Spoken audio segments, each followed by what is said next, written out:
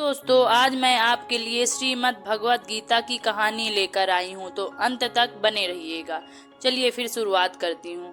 एक बार गांव में एक बूढ़ा अपने पोते के साथ रहता था। बूढ़ा रोज सुबह जल्दी उठकर भगवत गीता पढ़ने के लिए मेज पर बैठ जाता था। उनका पोता दादाजी का प्रशंसा करता था और अपने दादाजी जैसा बनना चाहता था, इसलिए पोता दादाजी की तरह सब कुछ करने की कोशिश करता था। एक दिन पोता अपने दादाजी के पास गया और कहा, दादाजी, मैं आपकी तरह रोज मेज पर बैठकर भगवत गीता पढ़ता हूँ, लेकिन मैं इसे ज्यादातर समझ नहीं पाता हूँ और जो कुछ भी मैं समझ पाता हूँ, किताबें बंद करने के साथ साथ मैं उसे भूल जाता हूँ। अगर मैं जो पढ़ता हूँ उसे भूल जाता हूँ तो भगवत गीता पढ़ने से मुझे क्या लाभ होता है। तब दादाजी एक कोयले की टोकरी पकड़े हुए थे। वह पोते की तरफ देखा और उसे कोयले की टोकरी देते हुए कहा, नदी पर जाओ और मेरे लिए एक टोकरी पानी लेकर आओ। दादाजी ने जैसा कहा, लड़के ने वैसा ही किया, लेकिन जैसे ही वह घर पहुंचता, टोकरी का सारा पानी निकल जाता। दादाजी ने मुस्कुराते हुए कहा, वापस पानी लेने के लिए नदी में जाओ और फिर से कोशिश करो, लेकिन इस बार थोड़ा तेज चलने की कोशिश करना। लड़का मान गया और इस बार नदी से पानी लेकर जल्दी घर पहुंचने के लिए तेज भागा।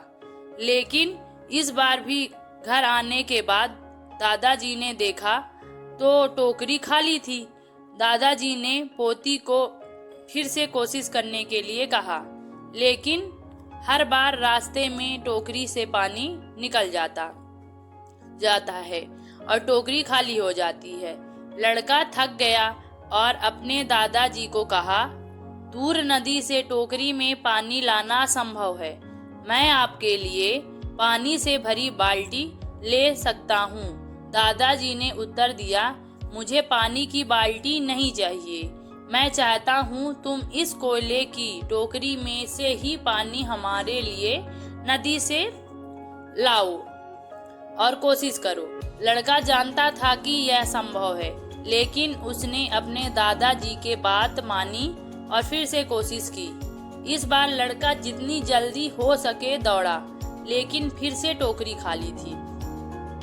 लड़का थक गया और उसने अपने दादाजी को कहा, दादाजी, इस टोकरी से नदी में से पानी लाना हमारे लिए असंभव है। दादाजी ने उत्तर दिया, तुमको लगता है कि यह असंभव है, लेकिन जरा टोकरी को देखो। लड़के ने टोकरी की ओर देखा कि टोकरी बहुत साफ सुथरी दिख रही है। उसने देखा टोकरी से कोयले के सारे दाग हट गए हैं। अब कोयले की टोकरी अंदर और बाहर से साफ हो गया था। दादाजी ने कहा, तुमने देखा कि टोकरी अब सारे दाग मुक्त हो गया है। जब आप भगवत गीता पढ़ते हैं तो ऐसा ही होता है। तुम जो पढ़ते हो उसे तुम समझ या याद नहीं रख सकते हो, लेकिन यह शब्द तुमको अंदर और बाहर से बिल्कुल बदल देगा।